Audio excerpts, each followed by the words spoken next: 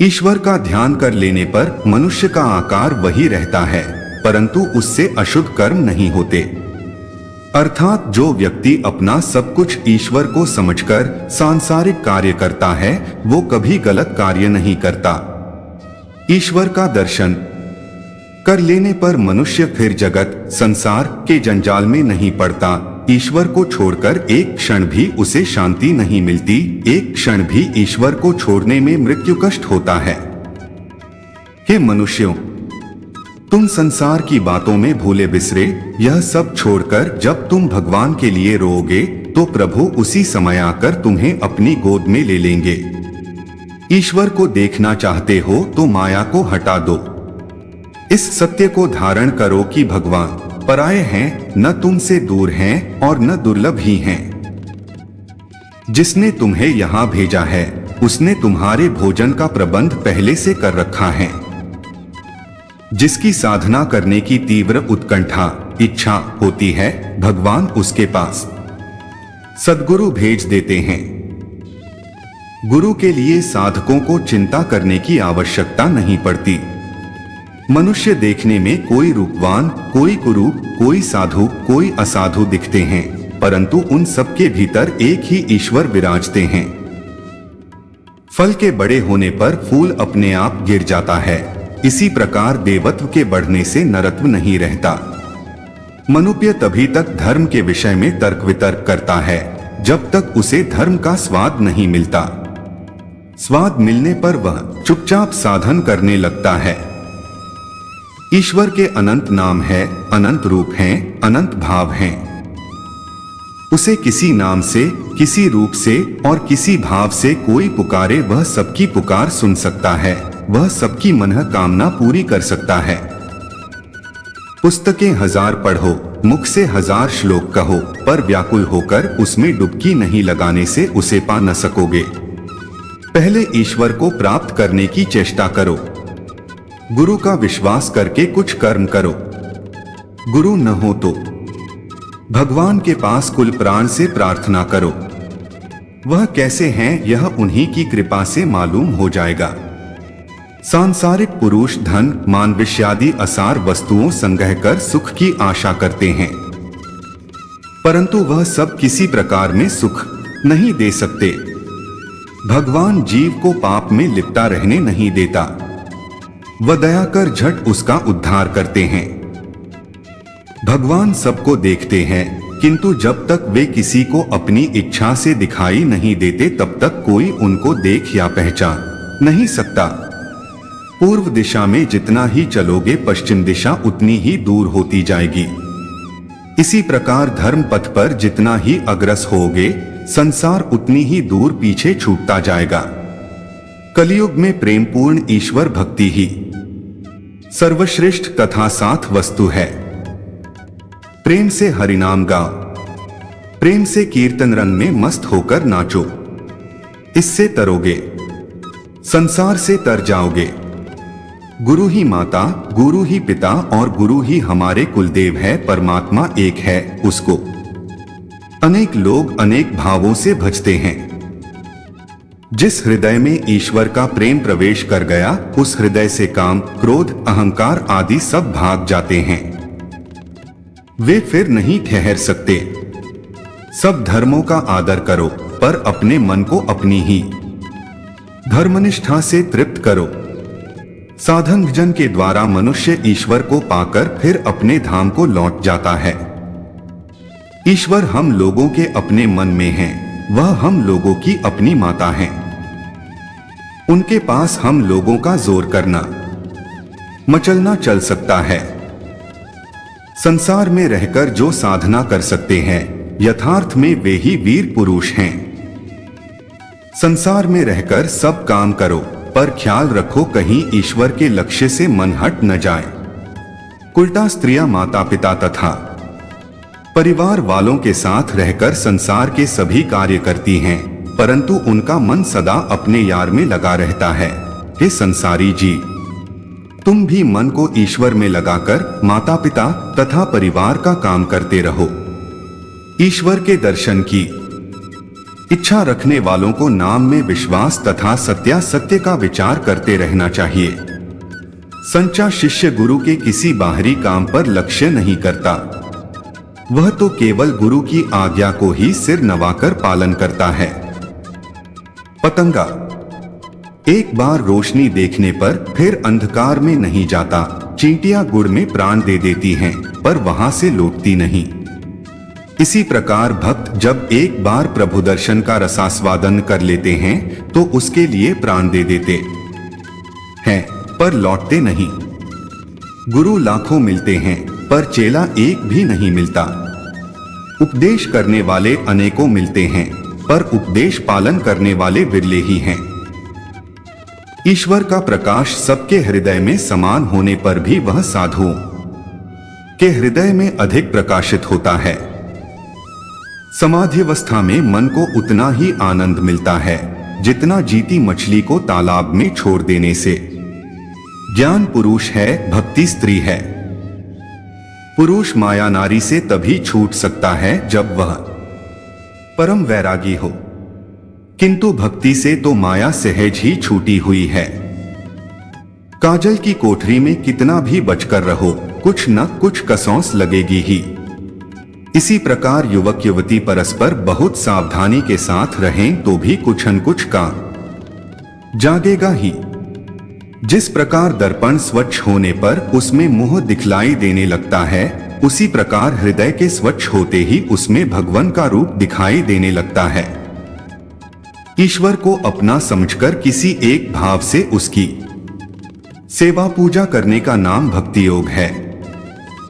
कलयुग में और योगों की अपेक्षा भक्ति योग से सहज ही ईश्वर की प्राप्ति होती है। ध्यान करना चाहते हो तो 3 जगह हर सकते हो, मन में, घर के कोने में और वन में।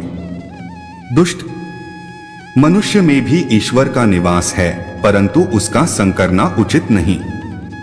ऐसे मनुष्यों से जो उपासना से ठट्ठा करते हैं, धर्म तथा धार्मिकों की निंदा करते हैं, एकदम दूर रहना चाहिए। दूध में मक्खन रहता है, पर मथने से ही निकलता है।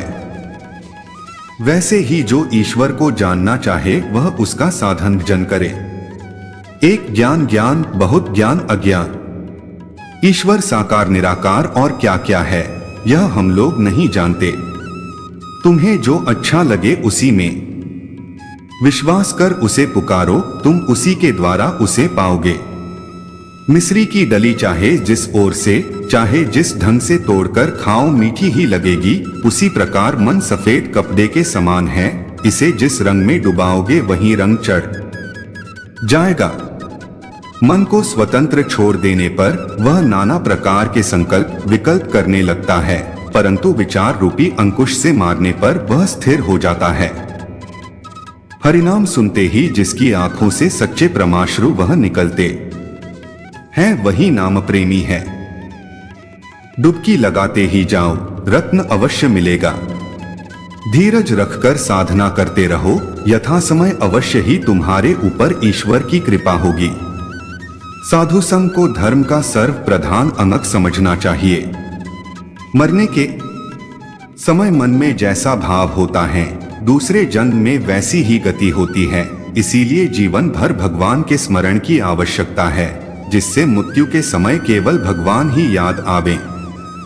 ईश्वर अपने आने के पूर्व साधक के हृदय में प्रेम, भक्ति, विश्वास तथा व्याकुलता पहले ही भर देते हैं। हृदय स्थिर होने से ही ईश्वर का दर्शन होता है। हृदय सरोवर में जब तक कामना की हवा बहती रहेगी, तब तक ईश्वर का दर्शन असंभव है। केवल ईश्वर ज्ञान ही ज्ञान है और सब अज्ञान है। भगवान भक्ति के वश हैं, वे अपनी ओर ममता और प्रेम चाहते हैं। जिसके मन में ईश्वर का प्रेम उत्पन्न हो गया, उसे संसार का कोई सुख अच्छा नहीं लगता। जो प्रभु के प्रेम में बावला हो गया है, जिसने अपना सब कुछ उनके चरणों में अर्पण कर दिया है, उसका सारा भार प्रभु अपने ऊपर ले लेते हैं। संसार में आकर भगवान के विषय में तर्क, युक्ति, विचार आदि करने से कुछ फल नहीं। जो प्रभु को प्राप्त कर आनंदानुभव कर सकता है वही धन्य है। सभी मनुष्य जन्म जन्मांतर में कभी न कभी भगवान को देखेंगे ही। सुई के छेद में धागा पहनाना चाहते हो तो उसे पतला करो। मन को ईश्वर में पिरोना चाहते हो तो दीनहीन अकिंचन बनो। भक्त का हृदय भगवान की बैठक है। संसार में जो जितना सह सकता है वह उतना ही महात्मा है। जिसका मन रूप चुवक्यंत्र भगवान के चरण कमलों की ओर रहता है उसके डूब जाने यारा। भूलने का डर नहीं। साधन की राह में कई बार गिरना उठना होता है, परंतु प्रयत्न करने पर फिर साधन ठीक हो जाता है। सच्चे विश्वासी भक्त का विश्वास तथा भक्ति किसी प्रकार नष्ट नहीं होती। संसार में ईश्वर ही केवल सत्य है और सभी असत्य है। दुर्लभ मनुष्य जन्म पाकर जो व्यक्ति ईश्वर की प्राप्ति के लिए यत्न नहीं करता उसका जन्म वृथा ही है।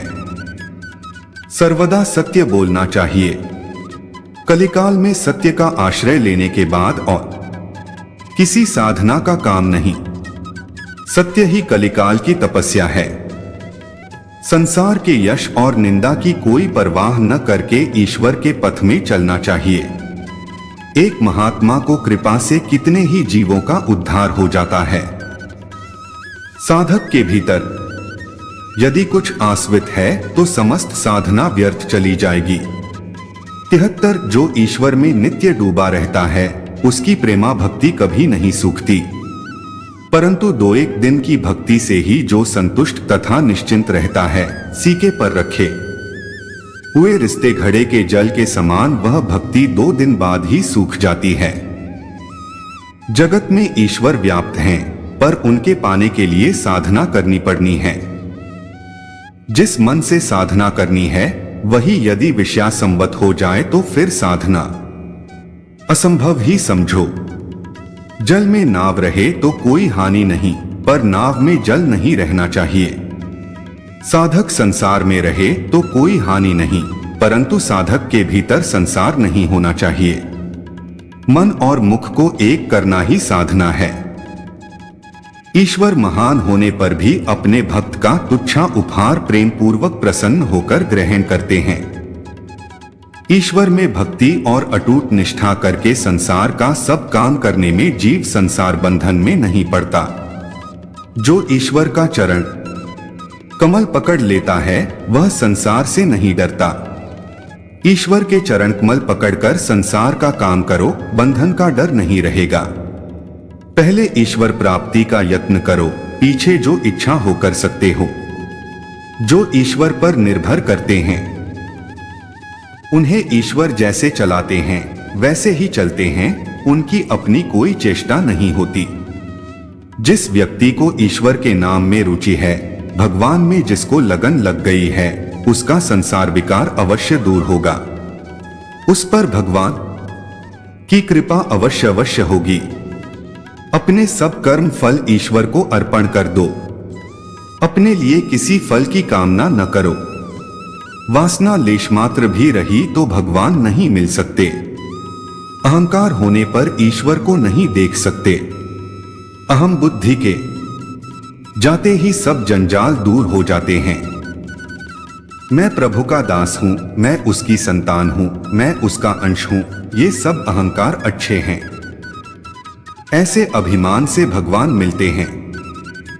जिसका साधन यहां ठीक है उसका वहां भी ठीक है, और जिसका यहां नहीं है उसका वहां भी नहीं है। जिसका जैसा भाव होता है उसको वैसा ही फल मिलता है। सफेद कपड़े में थोड़ी भी स्याही का दाग पड़ने से वह दाग बहुत स्पष्ट दिखता है, उसी प्रकार पवित्र मनुष्यों का थोड़ा दोष भी अधिक दिखलाई देता है। जिस घर में नित्य हरि संकीर्तन होता है वहां कलयुग प्रवेश नहीं कर सकता। जब भगवान के आश्रित हो रहे हो तो यह न हुआ वह न हुआ आदि चिंताओं में न पड़ो। विश्वासी भक्त आजीवन भगवान का दर्शन न मिलकर भी भगवान को नहीं छोड़ता। संसार कच्चा कुआं है।